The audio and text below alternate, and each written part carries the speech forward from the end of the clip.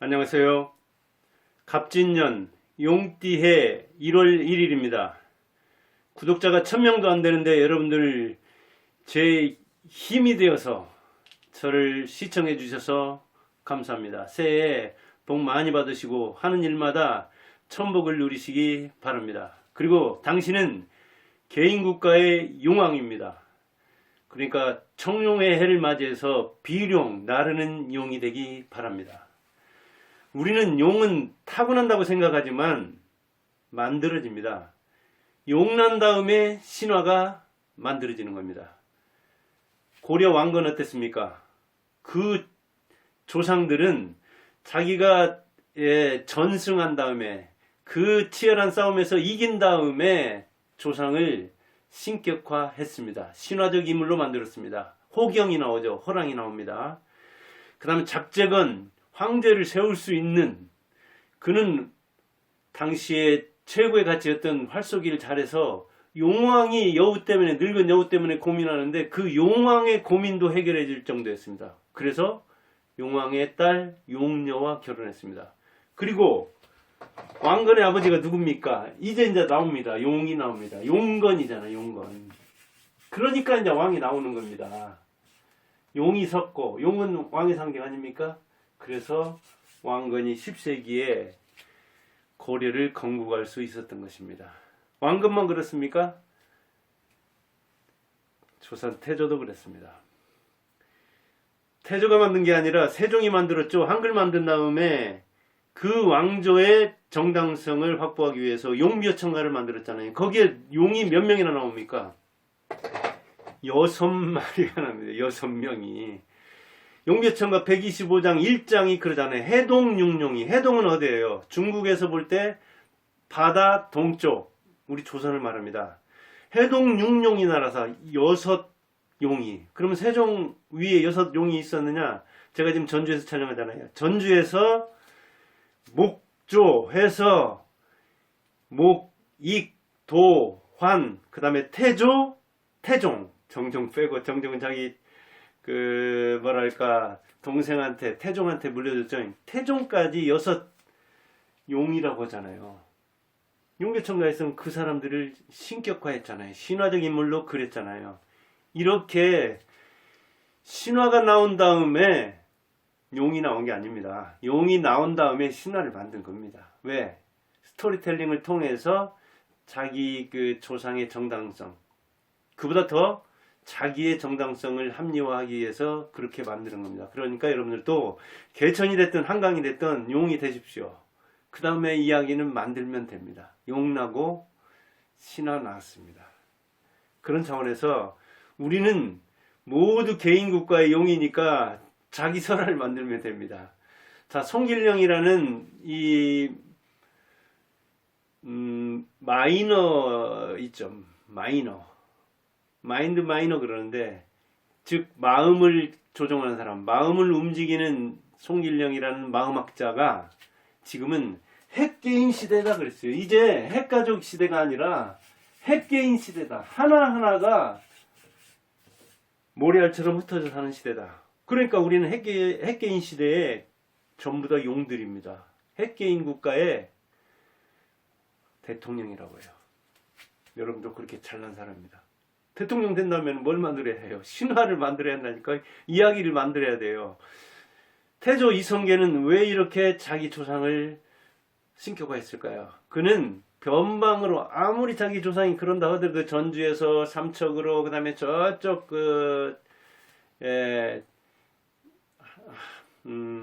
함흥이든가요? 그쪽으로 갔잖아요. 그 다음에 더 북방으로 갔잖아요. 그러니까 바깥으로 떠돈 무인들입니다. 그런데 사실은 대단한 사람입니다.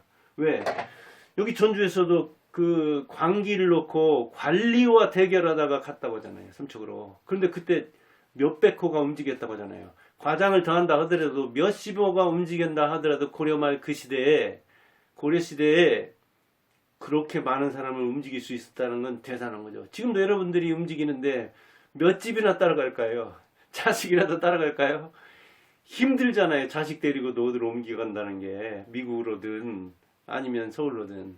그렇게 고려시대 때도 자기 터전을 떠난다는 것은 지금보다도 더욱더 농경시대이기 때문에 힘들었습니다. 그런데도 여기서 관리와 관기를 놓고 대결했다는 것만 해도, 그가 옮겨갔는데 많은 사람들이 따라갔다는 것만 해도 대단한 겁니다. 사실은 용의 인물, 용의 설화를 만들 만한 그런 인물이긴 하죠. 그러니까 어찌 보면 변방으로 떠돌았어요. 그렇긴 하지만 변방으로 떠돈 지방 호족으로서 스트레스가 굉장히 많았다고요. 그런데 그 스트레스를 누가 풀어줬습니까? 태조의 스트레스를 이방원이 풀어줬어요. 이방원은 고려시대 때 과거에 급제한 사람입니다. 문과에. 그러니까 잘난 아들을 뒀는데 그 이방원이 들이받죠. 이렇게 잘난 용은 아버지도 뭐랄까 이 대립의 상대로, 대결의 상대로 볼 정도로 잘난 아들은 아버지 말 안 듣습니다. 그리고 잘난 아들은 아버지가 어찌 할 수 없죠. 그래서 아버지로서도 마음대로 못하는 게 자식이다 하고 이병철도 정주영도 자식은 마음대로 못한다. 나는 내 마음대로 하고 부하들은 내 마음대로 하는데 자식은 내 마음대로 안 되더라 하는 이야기를 토로한 겁니다. 그런 차원에서 보면 우리는 일단 용이 돼야 됩니다. 어찌됐든 아버지하고 들이받든 아니면 많은 사람들을 데리고 다니든 용이 되면 스토리는 남들이 짜주고 자기가 짜도 용이 된 다음에는 이야기를 짜내도 괜찮습니다. 근데 용 이야기만 하고 자기 조상 이야기만 하는 사람은 초라한 겁니다. 우리 아버지가 옛날에 용이었다. 우리 조상이 용이었다. 자기는 미꾸라지란 이야기죠. 자기가 용이 된 다음에 신화를 지어내도 늦지 않습니다. 개천에서든 강에서든 바다에서든 산에서든 우리가 지명에서 많이 만나는 그 이야기가 뭐가 들어가 있습니까? 용입니다. 제가 처음 발령받았던 것도 전라북도 진안에 가면 용담이라는 곳이 있습니다. 지금 용담댐 있잖아요. 여기만 해도 용진, 용암, 용 들어간 지명이 아주 많습니다. 신자 들어간 거, 새자 들어간 그 지명이 가장 많습니다. 새로 생기면 신 붙이거나 아니면 새 그렇게 했습니다. 그 다음에 산이 뭐 강이 뭐 바위가 하여간 용 조금이라도 닮았으면 용 붙였거든요. 그렇게 지명에 용이 많고 그리고 인명에도 용이 많습니다. 지금 그 국힘에 있는 원희룡만 해도 그 용자 들어갔더라고요. 근데 금방 찾아보니까 희룡이더라고요. 희룡. 기쁜 용. 용은 아니면 기쁘게 한다거나 아니면 기쁜 용이 되어서 자기가 용이 되겠죠. 그러니까 용 주변에 있는 거 사실이잖아요. 지명은 한강의 발원지가 어디입니까? 태백에 있는 검용소잖아요. 검용소. 이걸 검박한, 소박한, 검소한 그렇게 나오더라고요. 검용소잖아요. 그게 연못이에요. 연못. 소박한 연못. 거기서 아마 용이 나온다는 얘기예요. 실제로 용이 나왔네요. 한강에서.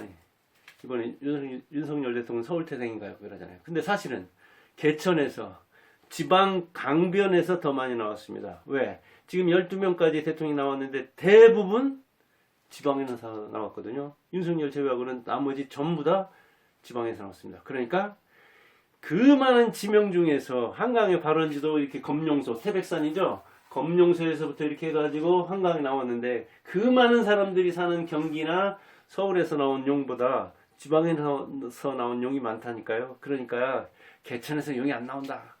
뭐 개울에서 강에서 조그마한 강에서 어떻게 용이 나오겠느냐?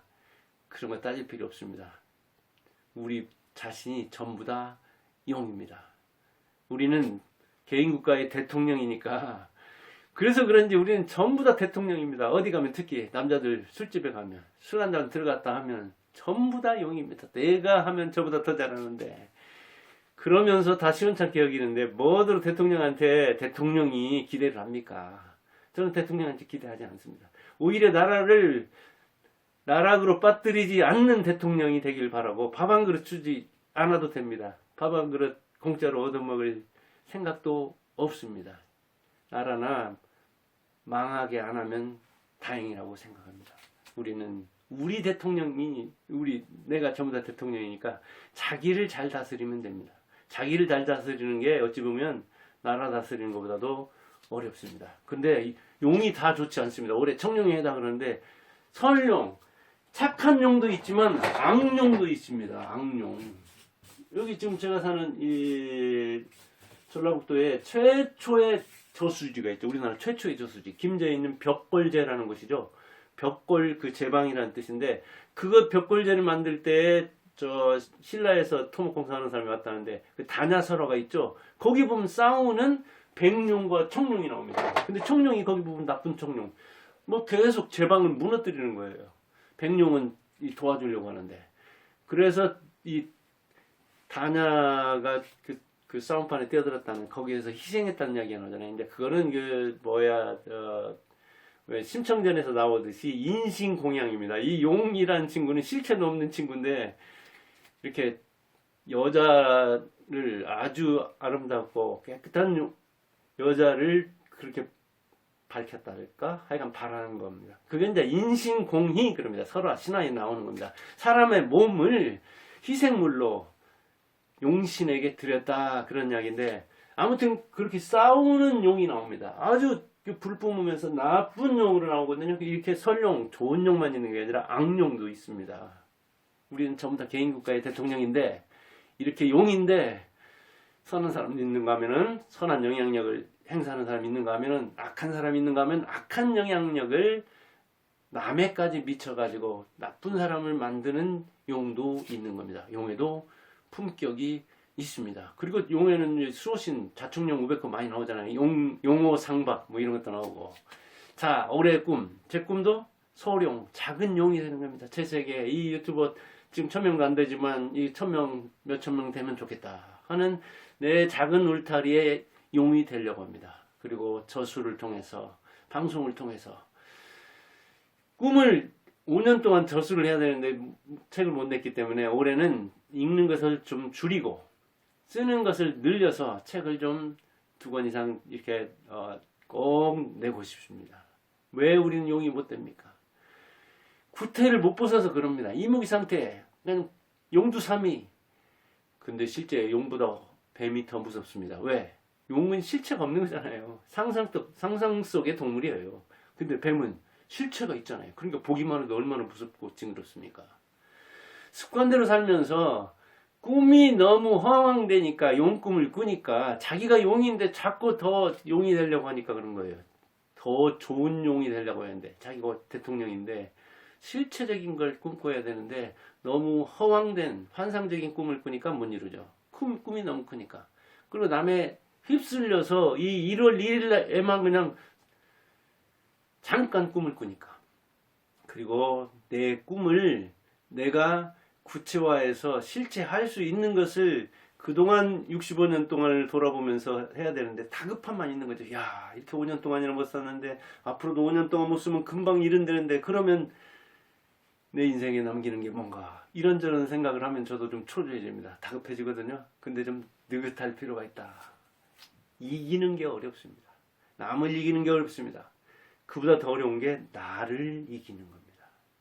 개인국가의 용왕으로서 우리는 다시 남과 경쟁을 해서 이겨야 되는데, 왕중왕이 돼야 되는데 그게 쉽지 않죠. 왕중왕. 여러분들은 전부 다 대통령입니다. 그런데 그 대통령 중에 대통령이 돼야 됩니다. 왕중왕은 하나만 뽑는 거잖아요. 왕 중에 최고만 뽑는 거잖아요. 그런데 여러분들 각 분야에서 왕중왕이 되길 바라고, 이 청룡회에 청룡처럼 하늘을 날아오르기 바랍니다. 제 가족에도 제 안사람도 용띠인데, 또 동생과 이게 재수씨 이렇게 하면 우리 6 형제 중에 그 짝꿍까지 따지면 3명이나 올해 용띠에 중에서도 올해 3명이나 환갑을 맞이하는 용들이 있는데, 우리 집에도 좀 용꿈이 서리기를 바랍니다. 당신은 개인국가의 용왕입니다. 용왕을 밖에서 찾지 말고 안에서 자기를 돌아보면서 멋지게 자기를 다스리고, 수신제가 지국 평천하, 그 다음에 지국도 하고 평천하도 하기 바랍니다. 어떤 분야에선가는 여러분들은 충분히 그런 용왕이 되고도 남을 사람입니다. 감사합니다.